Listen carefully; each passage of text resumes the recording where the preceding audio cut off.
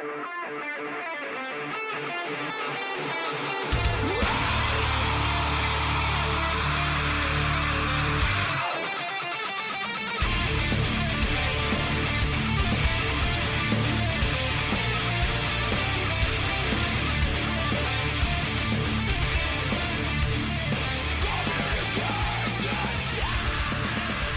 right, here we go.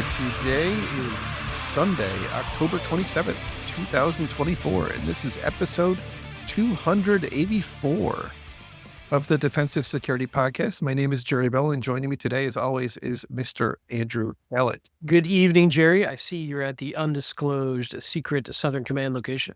Yes, I'm in a different location in the Southern compound because the Southern compound is about to get new floors.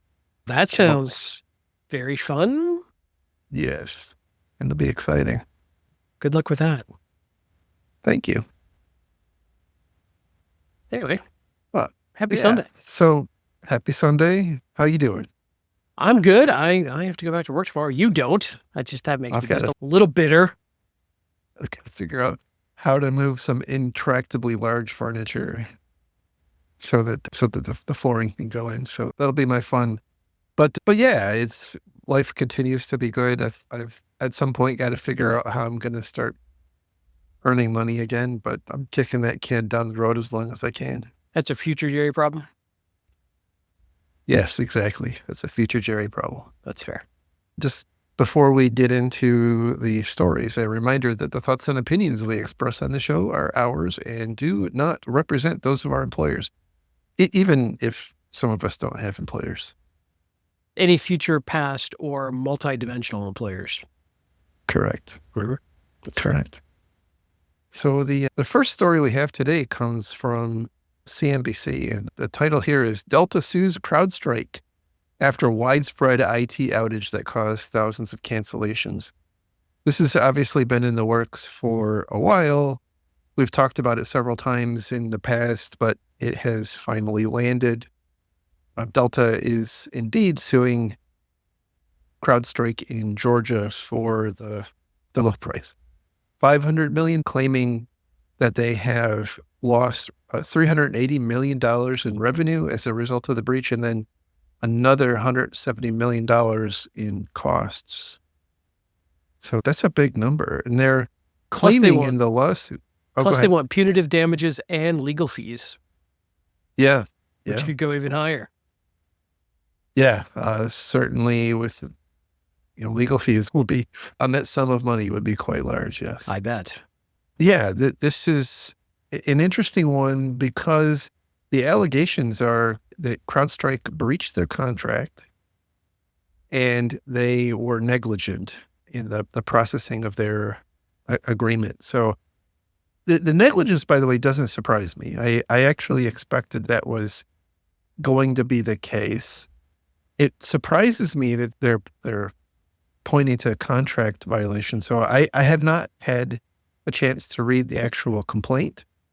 So it'll be very interesting to see if they enumerate exactly how they're asserting the contract was breached. They do say, by the way, that they're asserting that CrowdStrike was derelict in their duty. They did not test. They were, I'm trying to find the exact wording, but basically they were cutting corners to benefit themselves financially, was their allegations. Yeah, I think you predicted quite accurately a couple of episodes ago when we talked about this last, that Delta would have to prove gross negligence to overcome the terms and condition sort of indemnity that CrowdStrike has in their typical terms and conditions. We have no idea what contract Delta and CrowdStrike signed. However, discovery, if we get to that point, I think will be fascinating to follow. And if this goes the distance, this actually could have a very large and long range ramification and widespread, that's where it's ramification, I think, on the computer security industry. Oh, 100%. To me, by the way, this feels like one that's going to get settled out of court. But having said that, I don't know for sure. I will say, I think that Delta has a lot more to lose in the discovery process than CrowdStrike has, because I think CrowdStrike has publicly self-immolated. Like, they've gone in front of Congress, they've written blog posts about what happened, and I'm sure there's some details that have yet to see the light of day. But I think that CrowdStrike's response, by the way, is a little, I guess, a little bitter. They said, quote, while we aimed to reach a business resolution that puts customers first, Delta has chosen a different path. A CrowdStrike spokesperson told CNBC in an email. Delta's claims are based on disproven information, demonstrate a lack of understanding of how modern cybersecurity works, and reflect a desperate attempt to shift the blame for its slow recovery away from its failure to modernize its antiquated IT infrastructure. So Southwest would like word about antiquated IT infrastructure. And how it I think all the airlines have some version of an antiquated IT infrastructure. But that I think, by the way, is the downside for Delta, right? They're gonna have their IT practices put on full display. Yeah. I didn't see it in this article, and so take this with a grain of salt, but I had read elsewhere that CrowdStrike had previously offered $30 million in compensation to Delta to settle. So I don't know if that's true. I read it in some article somewhere, but I've been looking for it and I haven't seen it in other articles. So I don't know if that was folklore that got reported somewhere or if it's accurate. But if that is true, it's interesting that it's a number that CrowdStrike came back with as an opening of negotiation, if that happened. They did lower CrowdStrike, I should say.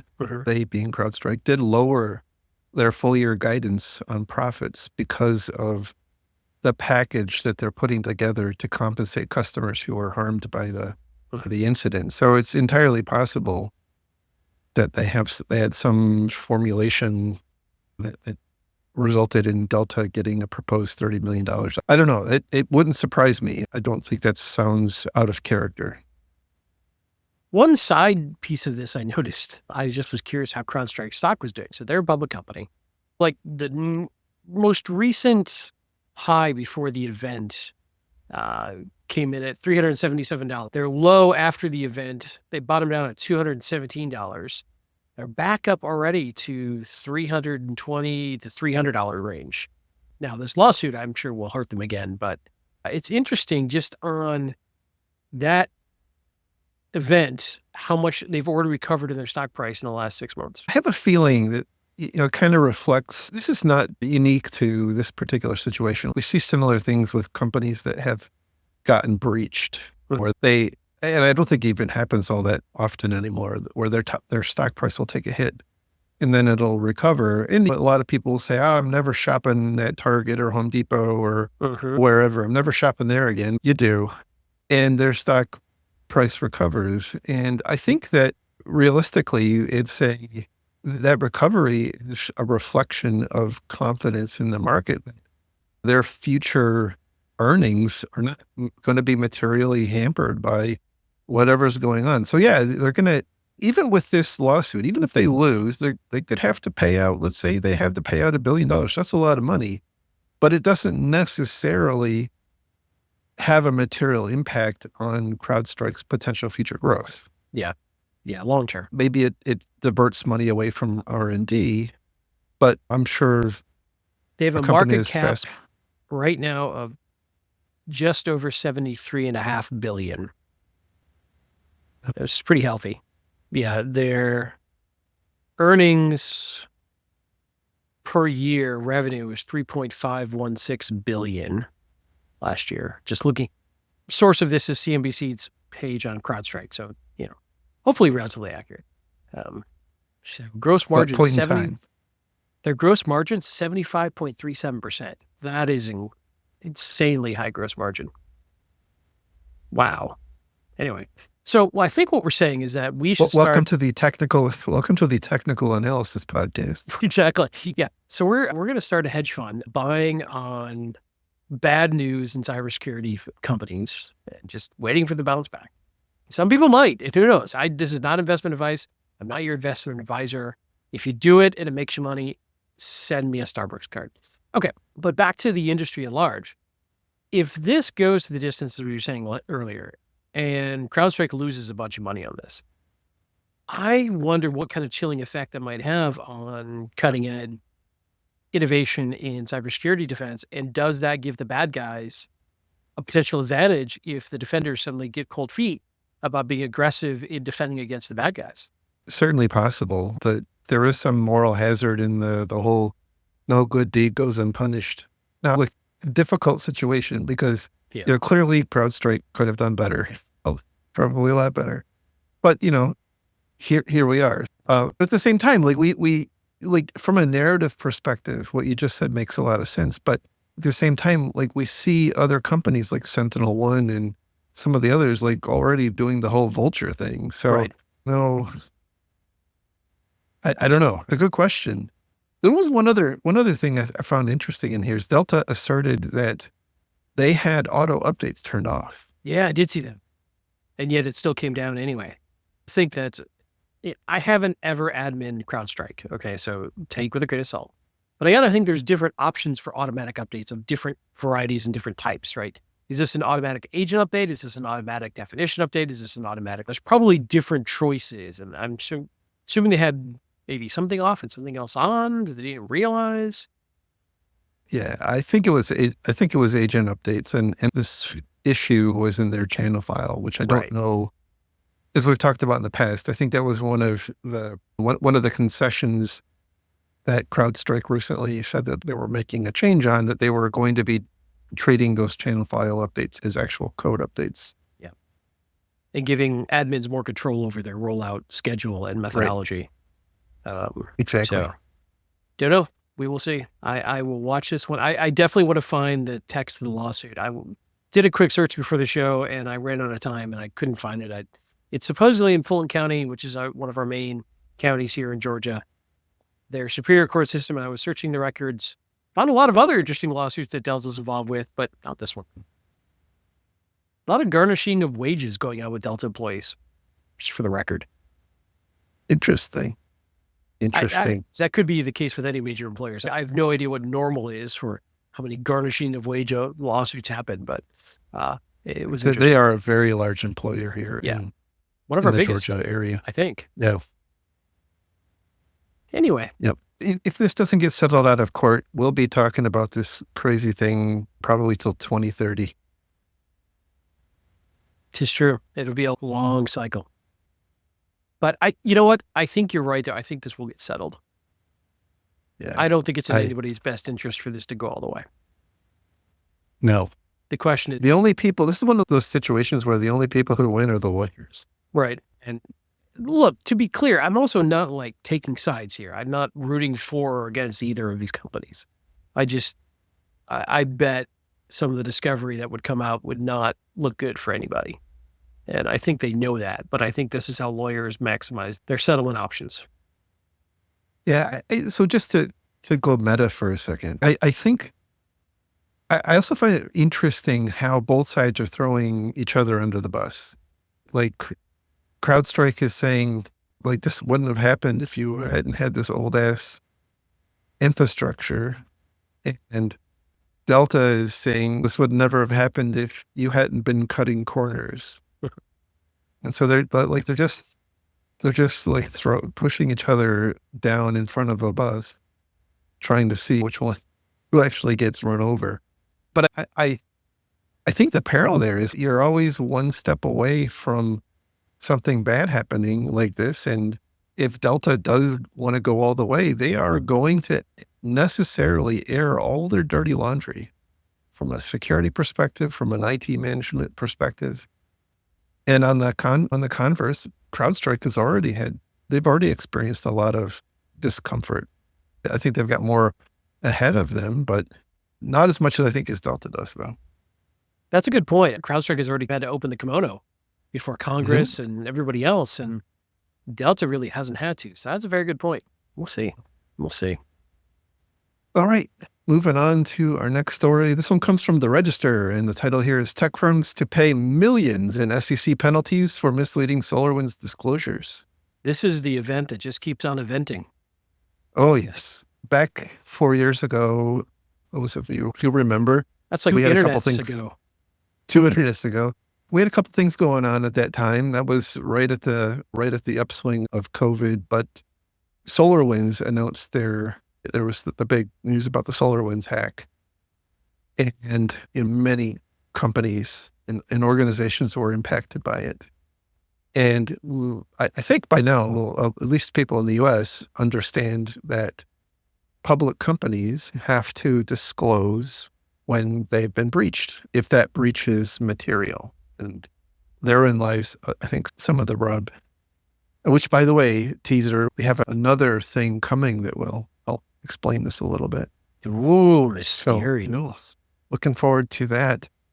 So, in this instance, with these 4 companies, they had all published 8K reports. Actually, I think one of them actually had not published an 8K report because they didn't know it at the time, but was Avaya, Checkpoint, Mimecast, and Unisys.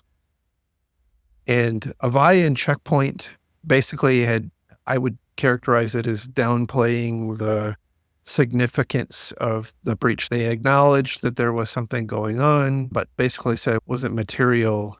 And the SEC conducted investigation over the past several years and concluded that was not correct. And both, by the way, all 4 have settled for right around the three of them, Avaya, Checkpoint, and Mimecast, have settled for right around $1 million. And Unisys, I think, agreed to pay $4 million. And all of them have basically said that they didn't do anything wrong, but they're settling in the best interest of just moving forward. So this is a tough situation because the requirement or the wording around when you need to notify is a little ambiguous. Now, to the SEC's credit, they continue to publish guidance and publications on what it means, what material means. However, in these instances, the SEC alleged, and the companies kind of relented, in that they got it wrong. Now, what I will tell you, like when I read some of the impacts. So, for example, Avaya didn't disclose there were at least 145 files in their cloud sharing environment that were accessed. Now, there's not any kind of subjective or objective indication of how significant is that. What are those 145 files? If you're like a user manual, anyway, I have to assume that there's been some kind of an assessment to say like those 145 files were pretty damn important and worthy of being disclosed as a material breach. So, the whole point of disclosing is these public companies are funded in part by shareholders. And as a shareholder, you have certain rights. You have rights to understand what's going on in the company. The company has to operate with some level of transparency so that whether you want to continue on with your investment or you're going to vote the leadership team out, or there's lots of levers that you can pull as a shareholder. But it's predicated on what the heck's going on. Yeah. And so the SEC continues to try to shine light into the dark corners where these incidents are happening so that investors actually can see what's happening. Because I think the concern is companies are making a determination that like it's not relevant or it's not material. Like it's just some people got in, they downloaded some files. It's just not a big deal. So it's not material. Couple things. I think the thing that surprised me most about the story is that Unisys is still in business. That was quite surprising to me. I personally, I will agree with you. Yes. But secondarily, this is something we were musing about in our mysterious thing that we're teasing. I wonder where this broke down. Was this the frontline security team downplayed it to their leadership because there was a culture of, hey, don't bring me bad news, and like people get punished for bringing bad news, which is a problem? Or did it get communicated and then legal didn't understand it, so they didn't file it properly? or it got communicated and senior executives like, no, don't worry about that. And they waived legal off. There's a lot of things where this could have gone sideways, whether it was through misunderstanding or intentional or not. They're not admitting that they did anything wrong, but let's just go with the theory that they did. Was it intentional or not, or was it a misunderstanding, or was it as you said, what does material mean? And so this is an interesting one being public and is a bit of a pain in the butt because you've got to follow all these rules and understand what all these things mean. And you go to jail if you get it wrong or get fined a lot of money. So I don't know. It's in our role. Executives don't always understand what we're talking about, but they listen to us, right? And we try to explain it in their language and their verbiage and communicate well so they understand the risks and they make the right call. Lawyers do the same thing. And in this case, those who are specialists with dealing with the SEC and their regulatory filings for being public and all the finance details is probably this weird intersection between the CFO, the legal team, all these folks to understand this. I could see a lot of opportunity for misunderstanding to happen there and things to go sideways. Yeah, most public companies have an investor relations function too that helps adjudicate what is, Right. what makes sense to disclose. But at the flip side, as I see the SEC probably looking for opportunities to make examples. Oh, clearly so. Clearly they- so. What was interesting to me is that it wasn't a lot of money. They got fined and there's lots of hay being made about it. And Yes, certainly a lot. we're here talking about it. But in the scheme of things, it wasn't a lot of money. No. Like the fines weren't huge. Certainly Unisys was pretty big, but I think when you read the details about Unisys, I'm not sure they were all there. Let's put it in context. $4 million was like 1 year of salary for you in your last gig. It's living money. It's walking around money. Yeah, it's pocket change. Yeah. So they fire a couple interns. They'll be fine. Have to cancel one of the Bentleys. We're They'll gonna be all get right. we're gonna get hate mail from interns. They'll be all right. Yeah. So anyway, one of the other, I think, takeaways, a couple of the takeaways. Number one is, as a security person, I think you started to touch on this. As a security person, we are the SMEs, right? And I don't know. Again, we don't know. Like, we're totally hypothesizing about what happened here, and maybe everything worked great, and it was just a disagreement. It's a reasonable, people conclude different things type of situation. I don't know.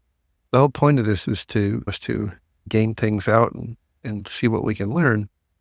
But I think one of the stark realities is, as security people, we are the advice and counsel. Like, we are the ones, as a CISO, like when something bad happened, I was the one who would help the business understand what actually happened and what the potential impact could be. Like, how bad could bad get? Right. And if you don't have the right lines of communication in place, and that those kinds of discussions aren't being had, then you can end up with some issues. I'm not saying that's what happened here. Right. The only thing we know is what's been reported. I am concerned. Like, Checkpoint, as an example, like, they filed it's just described in the article here, very generic. Their disclosures were made in very generic terms. And even after the fine, like, the follow-up was done in very generic terms. And I have to wonder if that's because they're a security company. Maybe. I worked for Checkpoint for about 5 years. Checkpoint is like one of the top technology firms in Israel. It's the rock star company of cybersecurity in Israel. And they're very proud of their technology and very proud of what they've done. They've got good technologies. No denying that. And I'm trying to say this without it coming off as like a bitter ex-employee, which I'm not. I enjoyed my time there.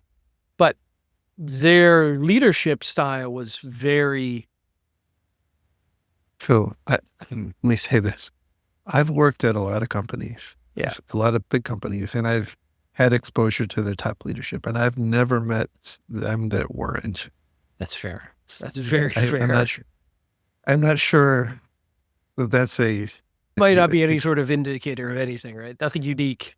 Yeah. no. All it means is that they are like the head cheerleader for their company, which is Right. what the company pays them to be. Look, one of the things I suppose, again, this is our opportunity to advise the business. Breaches, especially in the ransomware area, are so common. Like they are happening at the rate of dozens, perhaps hundreds per day. There are so many that happen.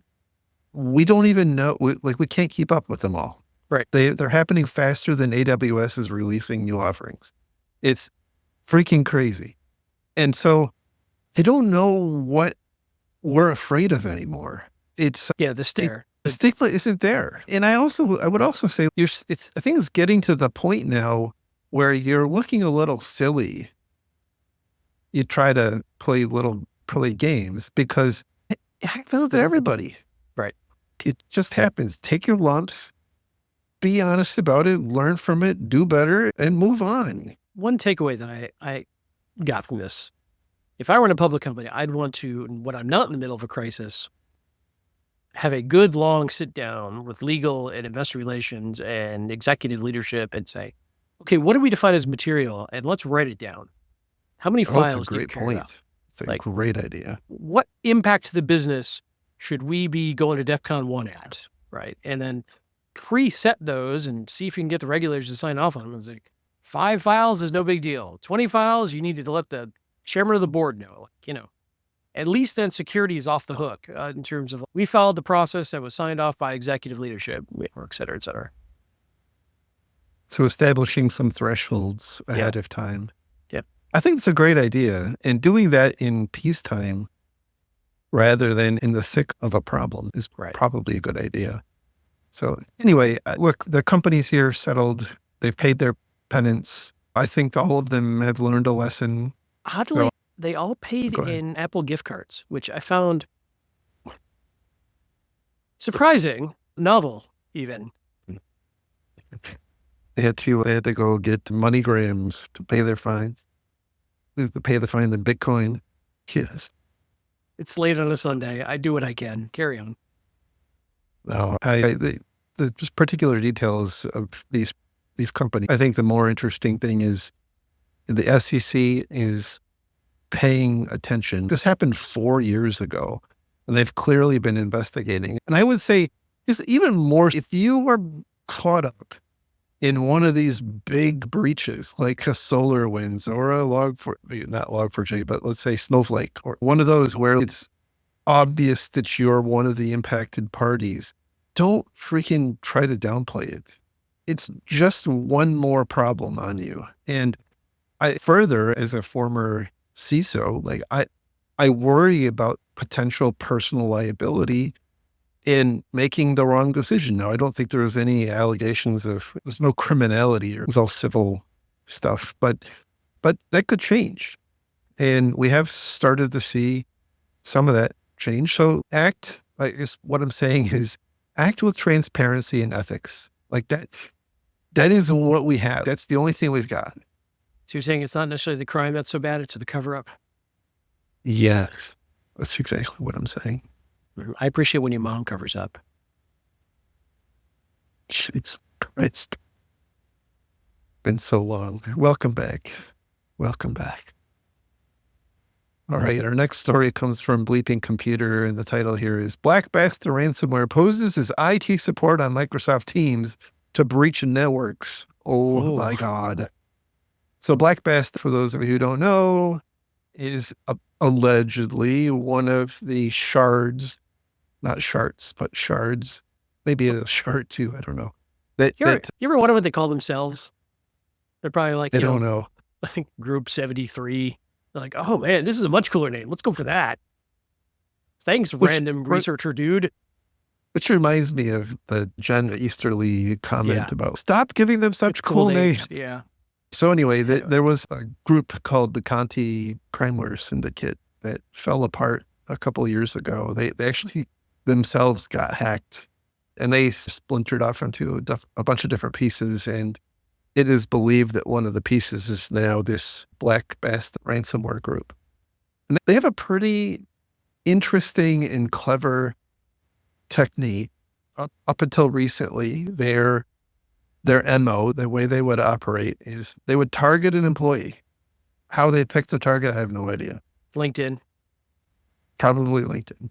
And they would start sending them spam, and a lot of spam. And I'm assuming they know that they're somewhat adept at bypassing spam filters and whatnot. Anyway, that they're sending large amounts of spam to this person. And then after some period of time, and it keeps on going, they will call the person, like on the phone. They will call them and say, I am with your company's help desk, and I'm here to help you with your spam issue. And so they primed the person who was probably ready to be done with the spam to cooperate with help desk. They're thinking, look how awesome my IT department is. Exactly. They're very proactive. Yeah, that's super impressive. proactive. 5 And stars. that should be your first cue, right? Day. I know. I'm sorry to all the help desk people out there. That was mean. Much me, by the way. Unlike Jerry Uncalled here. for. It's uncalled for. You're going to get angry letters from help desk. I'm going to get them from the interns. You're going to get from help desk. A lot of angry letters this week. It's all right. All right. So they call up. They're like, hey, we're going to help you with your spam. Yeah, but you have to go and turn on remote access so I can access your computer. Clearly. And that's where everything goes wrong. Horribly. It's horribly wrong. So they convince the person to install AnyDesk or provide remote access through the default Windows support assistant. And then once that connection is established, they will install a host of stuff like Screen Connect, Net Support, and everybody's favorite CrowdStrike. And then once they do that, then it's game over. Now, by the way, like, they're not intending to target that specific workstation. The target is like the company's fleet, right? They're trying, again, to go after the company writ large because they're trying to land a multi-million-dollar or tens of millions of dollar ransom with this type of attack. So that's their foothold. They start then moving laterally throughout the organization. Correct. Yeah. Correct. So that was how they were doing it. And how they are now doing it has evolved slightly. So they're still sending boatloads of spam because if that works, why would you stop? I think they found a way to make it look even more authoritative by using Teams. So I think many companies now are settling on Teams. I think Microsoft has made it very financially attractive to move off of third party. So if you're in any way a Microsoft shop, I think they've made it very attractive for you to ditch your WebExes and whatever other tools Zoom, and exactly to Zoom, Slack, whatever, and settle on Teams. And so now what they've got is for companies who have not properly locked down their Microsoft accounts, the actor here has been creating basically domains on Microsoft.com, tenant IDs that look like authoritative looking. And so some examples were securityadminhelper.onmicrosoft.com and cybersecurityadmin.onmicrosoft.com. And they will then try to connect via Teams to the victim. And again, offering to help. Yeah, so you can have external users if you have this option turned on, connecting to your Teams tenant. And unless your users are very clever, they don't necessarily know that's somebody outside the company. There might be an implicit trust. If they're coming over the Teams, they're inside the company. Right. And then they set their username as help desk. And so even if you if you dig a little bit, that the name of the tenant ID, which again looks somewhat legitimate-ish. And so it's all intending to establish that trust. And again, it's apparently been somewhat effective with companies that that have this open relationship enabled. From there, it basically proceeds the same way, right? They convince the employee to start a screen sharing session where they install. Ultimately, the intention is to install CrowdStrike again, which lets them take over the network. I will be honest, given the amount of political spam I've been getting to my phone, if somebody called me to offer to help stop that, I probably would let them. What do you need? Link get stuck. Living in a swing state is exciting this time of year. Yeah, I totally agree. Totally agree.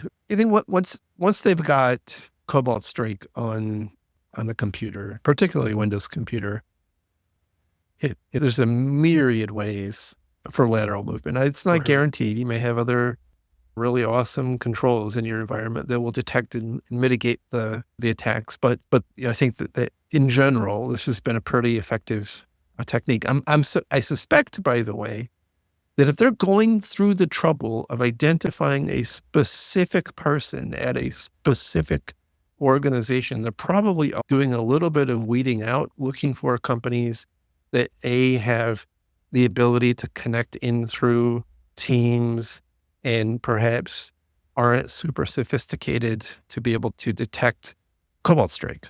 Right. Key takeaways for me, lock down Teams to approval for external connections, and maybe block the ability for any of your endpoints to load in as your own access tools. That would stop a lot. Yes. Or definitely minimally detect it, but certainly unless your help desk is using them, you need to take steps to lock the. Wow. It's an attractive nuisance. If it's not these guys, it's going to be somebody else. Right. Yeah. There's a whole, do you want your users running as admin debate here? This is an age-old sort of set of problems, but this is so common where we see like an AnyDesk or remote helper or whatever loaded that if you could just find those and stop those from being installed by some sort of central administration tool, you're probably going to, and then get an alert when somebody tries, you'll probably stop a lot of this, or at least be forewarned when it's starting to happen. Yeah. No, absolutely. All right. The last story today comes from Ars Technica. This one is near and dear to my heart because it unfolded on the Fediverse. So it was wild watching this. So you're saying it's your fault? Yeah, this comes from Ars Technica, and the title here is FortiGate admins report active exploitation 0-day. Vendor isn't talking. This, by the way, is a very scary scenario for me. This is like one of the worst case ones in my mind of things that keep me up at night. Please, do your some research. The exact timing of everything is still very unclear to me. And even after I've read everything that I could find about the situation, sometime before October 13th, it was detected that some adversary was exploiting a vulnerability in FortiManager. And effectively what it relied on was, and I'm oversimplifying to a fault here, so apologies, but if you connect, all you need to connect a Fortinet firewall into a FortiManager is a certificate. And through a vulnerability, you can effectively force feed it a Fortinet firewall. And then there was also a vulnerability in the Fortinet FortiManager, that would allow an actor-controlled or an adversary-controlled firewall to run a arbitrary command on the FortiManager. And that, by the way, would happen regardless. So as long as there was some way, some sort of connection, even if it was behind NAT, even if there was a firewall in the way, if there was any sort of connectivity between the FortiManager and the adversary-controlled Fortinet firewall, they could effectively take over the environment. Yeah, and to be clear, the FortiManager is a tool meant to manage a bunch of network equipment, including firewalls. Yes. And it was remote code open to the internet for a lot of people. I think somebody said 60,000 of these were seen with Shodan. Right. Yeah, it's scary. Yeah, but what made it worse is that Fortinet was not, they apparently were aware, but were not publishing any information. Now, at some point, I think sometime around October 17th, they allegedly, or as far as I can tell, this is where it starts to get murky. They sent emails out to some subset of their customers, letting them know that there was an update pending and that they needed to take some kind of protective or mitigating measures, like moving access to the Fortinet manager from the internet But and so on. no vulnerability disclosure, no warnings, no. They didn't say what happened or Yeah. why. No sense of urgency And- around it necessarily. Right. Just very Yeah. mysterious. And it wasn't sent to everybody as well. There's lots of Fortinet customers saying, I never got that. Now, I don't know if they had the wrong contact information and they tried. I have no idea. But the problem here is there was some period of time where this vulnerability, which is very serious, was under active exploitation. And I think that was happening before Fortinet became aware of it. And then even after they did become aware of it, I suppose started working on a fix, but they were not communicating. And it took a long time, by the way. I think it was only recently, within the past few days, that they actually published the CVE that actually describes what the vulnerability is, and as well as obviously releasing patches. So like, But this as far is as the I thing that know, is on your network, on the perimeter of your network, protecting you. as far as I know, there's still been no public advisory from Fortinet on this. They did, there is an advisory now. Oh, is there now? It is- Okay. Yeah. Yeah, this article's a few days old. Okay, sorry. It was I believe it was on the 25th. Yeah, again, the timing is really weird. If you read, if you go to the Fortinet advisory, it has a date of October 17th, but then it says October 20th is updated on October 25th. And as far as I can tell, the first time anybody seems to become aware of it was on October 25th, which was only 2 days ago as of the time we were recording this. So again, I don't exactly know the timing. I think the problem I have with this situation is just the lack of transparency. And when you read this article, like that kind of comes out in spades. And it scares the crap out of me to rely on this thing to protect my network when I've got I have this level of uncertainty about the status of one of my primary controls. Yeah, I'm looking like in their blog. Look, this is live, so take it with a grain of salt, but I'm not seeing anything jumping out at me on their website, on their blog. I see a nice article they published about nation states burning 0 days against Avanti, one of their competitors. I just pinged it to you. It's in their PCert. Oh, okay. Thanks. Okay. But yeah, okay. Yeah. This was published October 17th up to October 25th. Odd. Yeah, but then if you go down to the bottom, it says initial publication October 23rd. So that's why I say I don't understand. So if you are the user of Fortinet firewalls and you have a Fortinet manager, which you probably do, and it was in any way accessible from the internet, which was apparently a pretty good chance that was in fact the case, there are a set of steps that you really should be taking to determine if you were hacked. The CVE was created on 9/27. Oh, Jesus Christ. September 27th. Wow. Wow. Look, I'm just reporting what I'm seeing. So yeah, that's what I was allocated for you. Yeah. Does not necessarily reflect when the vulnerability was discovered. Okay, fine. But interesting, because that's when Fortinet requested, maybe it's coincidence. Maybe they had another CVE that were requested and repurposed. I don't know, but look, I think the takeaway is Fortinet was not being very transparent here. Exactly. Yeah. Exactly. But credit to your amazing infosec.exchange Mastodon server on the Fediverse for participating in this situation.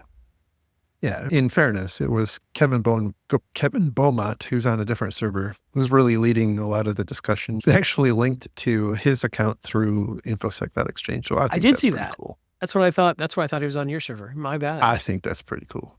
I think if it weren't for your tireless efforts, civilization would collapse. Totally. And It's like critical infrastructure at this point. I think your wherever this is running should get like first priority for data or power restoration, like a hospital would. I agree. So, anywho, I in all seriousness, like a unacknowledged, actively exploited 0-day on a required perimeter-facing device like a firewall is one of my worst fears. That's bad news bears right there. And what could you do? I mean, I guess in the real world, if you got a sniff of it, and it looks like Reddit was one of the first places that started talking about this, you could swap for another vendor, but who's prepared to do that? Like, this is a bad... Not fast, not as a reactionary... No. Like, or a precautionary measure. No, look, bad things happen all the time. And as we've talked about several times today, it all comes down to how you respond. Right. And so if when you pick a vendor like this, there are going to be vulnerabilities. Like every stinking firewall vendor right now, whether it's Checkpoint or Cisco or F5 or Ivanti, like every single freaking one of them has vulnerabilities. Some are more frequent and worse than others. I will admit that. But like you just, you're picking a somewhat long-term commitment, even if you ultimately will replace it after a few years. It's not something that you're just going to whip out on a weekend and replace. These are big, complicated things that are really tuned to your network. And so you are reliant on your supplier doing the right thing. And so I would be annoyed. At least. And it's not just these major vendors. I think a lot of you will probably have a concentration of risk if they're using cloud providers and relying on whatever the built-in ACL controls on the cloud providers are, which is even more integrated, and you can't just swap that out. You're in a shared screwed ML at that point. What if this hasn't happened as far as I know, it's speculation. Let's say Google's, whatever their version of ACL controls are or firewalls are between subnets, has a serious weakness on the edge. Like you're complete Google. Azure has had that happen several times now. So it's not unprecedented. But again, like you're reliant, like they actually have to take action. And I think what annoys me about this situation, and I suspect, I don't know what was going on. I have no idea what's going on. I can only assume that they were trying to not make a bad problem worse by running around and telling everybody that there's some trivial 0-day that's easy to exploit, and suddenly it gets way worse. But when you read some of the stuff that's even in their PCERT post, I believe it says that the exploitation was being done in an automated way. So it wasn't like it wasn't like a dialing for dollars. Like this was just apparently scanning the internet looking for vulnerable systems. So I don't know what percentage of systems exposed were compromised. And if they knew that was happening and they weren't communicating, like that's a bad thing. I don't know for sure that's what happened. I can't say that's what happened, but if it did happen, good God, that's bad. Hopefully, maybe some of this press will get some reaction on them. But if they've already published the advisory, I doubt they're going to say anything more. So. I agree with you. Yeah, you're absolutely right. I'm sure this is a done deal for them. But look, I don't want Fortinet to fail. Like, I don't think their firewalls are any better or any worse than any of the others. I think the impression here is the appearance is they didn't do the right thing here. And I really hope that is the case, that they fix whatever process broke down and they do better next time. Yeah. But as defenders, we have to be cognizant that we are really dependent on our vendors behaving, and if they don't, like that can put us at grave exposure. So, This means we should hand code our own firewalls each time. totally, just like cryptography, we should. I think so. How else will you know it's secure if you don't do it yourself? True. Absolutely. Anyway. All right. I suppose one last thing to be said, I suppose, is expose any of the internet you don't have to.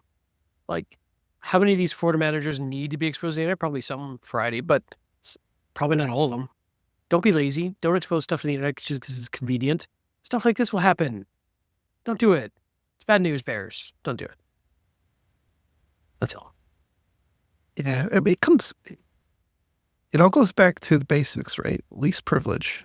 Yeah. Does it need to have access to the internet? If not, why does it? And if you look at some of the Reddit discussions and some of the back and forth on the Fediverse, there's a lot of discussion about people should have, quote, should have known not to have it exposed to the internet. Yet so many people did. To be fair, there are reasons. Like, I think it's too easy to just say nobody should ever do it ever. And because of your version of reality, I think there's probably lots of, like I was reading somebody was talking about lots of retail organizations use these to manage many retail sites. They have no back-end infrastructure to get to them. Like, look, we don't know everybody's situation. What I'm saying is that if you can, get it off the internet. Amen. All right. I'm happy. We'll really have to find some like happy puppy story or kitten story to end these shows with, don't we? Right. We could just take the whole, I don't know if it started in Top Gear, but Grand Tour ending on that terrible disappointment, with all credit to that team of writers who I just stole their work from. Yeah, but it's the highest form of flattery, right? Look, on the upside, you're putting out amazing pictures and cute cats, and all our cats are healthy. How's that? There you go. That's true. Although That's Betty, true. And I, unfortunately, I'm currently cat and dogless. This is the first time I've been here in 3 years without my pets. There's a rolled up brown blanket on my couch, and every time I walk by, I think it's my cat. can you go to Craigslist and get like cat escorts for the weekend? Well, I could probably do foster or something, but I'm going to guess that they will not enjoy the process of having my floor replaced. It's true.